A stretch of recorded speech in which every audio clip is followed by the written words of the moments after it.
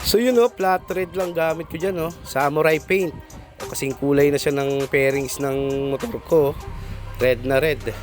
Simple lang yan. Paano ko ginawa? Ito yun. Dahil luma na at kupas na tatakpan natin siya nito pero hindi siya kulay black. Gagamitan ko siya ng samurai paint na flat red para maging kulay ng motor ko. Alright, paano ko ginawa? As usual mga paps, hugasan natin, gamitan natin ng liha na 400 grit para kumapit lalo ang ating pintura.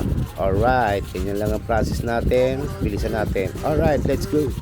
Yun, pagkahugas natin at natuyo siya, lagyan na natin siya ng surfacer, kulay gray. Yun. So yun, patuyuin muna natin after 30 minutes bago natin lagyan ng flat red. Alright, let's go. Next steps mga paps, yun, nilagyan ko na siya ng flat red.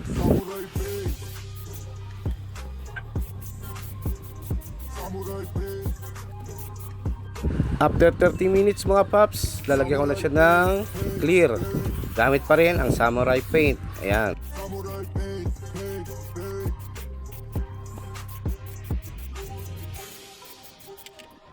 Hindi ko na pala nakipakita kanina na hinugasan natin at nilagyan natin ulit ng clear. Ito na yung resulta niya.